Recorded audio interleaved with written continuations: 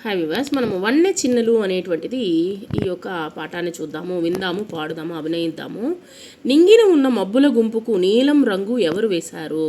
ఈ యొక్క మబ్బుకి ఎవరు నీలి రంగును వేశారు అనేటువంటిది ఎవరికి తెలియదు అనమాట. చిన్నారి చిలుక ముక్కును ఎరుపు ఎవరెవరు పూశారు? దానికి ఎరుపు రంగు ఎవరు పూశారు? చెట్టున ఉన్న సిరిమల్లె పూలతో తెలుపు రంగు ఎవరు నింపారు? ఆ యొక్క అందమైనటువంటి మల్లెపూలకి తెలుపు రంగు ఎవరు ఇచ్చారు? పెరటిలోని చేమంతి పువ్వుకు పసుపు రంగు ఎవరు పులిమారు? ఆ యొక్క పసుపు రంగు ఫుల్గా ఉంటుందన్నమాట. ఆ యొక్క చేమంతి పువ్వుకి ఎవరు పులిమారు ఆ యొక్క రంగులోని? నీడనిచ్చు ఆ చెట్ల ఆకులకు పచ్చని రంగు ఎవరు రుద్దారు? ఆ యొక్క పచ్చని ఆకులకు ఎవరు రంగులు రుద్దారు? ఇన్ని వన్నెలు, ఇన్ని చిన్నెలు ప్రకృతి ఇచ్చినటువంటి బహుమానాలు మనకు వచ్చేసి వాటిని మనము కాపాడుకోవాల్సినటువంటి అవసరం కూడా మన మీద ఉన్నది.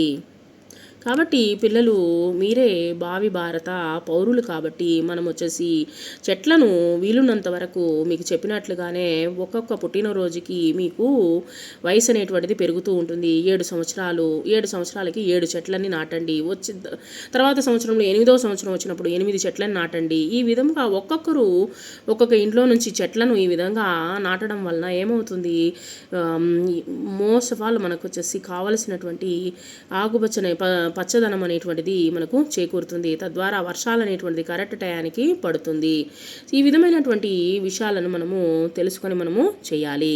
జతపరుద్దాము. కాకి వచ్చేసి నలుపు రంగులో ఉంటుంది, ఆకు పచ్చ రంగులో ఉంటుంది, ఆ తర్వాత పువ్వు వచ్చేసి ఎరుపు రంగులో ఉంటుంది, కొంగ వచ్చేసి తెలుపు రంగులో ఉంటుంది, కాకి రంగు నలుపు. ఈ విధంగా మనము నోట్స్ అనేటువంటిది నేర్చుకుందాము. చూడండి, అబ్బాయి అమ్మమ్మకు నీళ్లు ఇచ్చి సహాయపడుతున్నాడు. సో ఇక్కడ వచ్చేసి కొన్ని బొమ్మలు ఉన్నాయి, వాటి గురించి మనము తెలుసుకుందాము.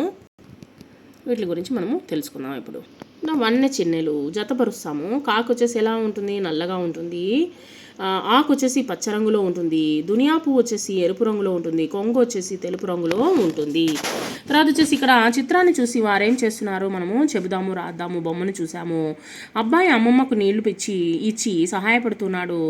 పాప లేదా అమ్మాయి వచ్చేసి బూట్లను తనకు తానే తొడుక్కుంటూ ఉంది. బాలురు హాకీ ఆటను మైదానంలో ఆడుతూ ఉన్నారు. ఒక బాలిక సైకిల్ తొక్కుతూ ఉంది. సో ఈ విధంగా మనం వచ్చేసి బొమ్మల్ని చూసి మనము రాసాము.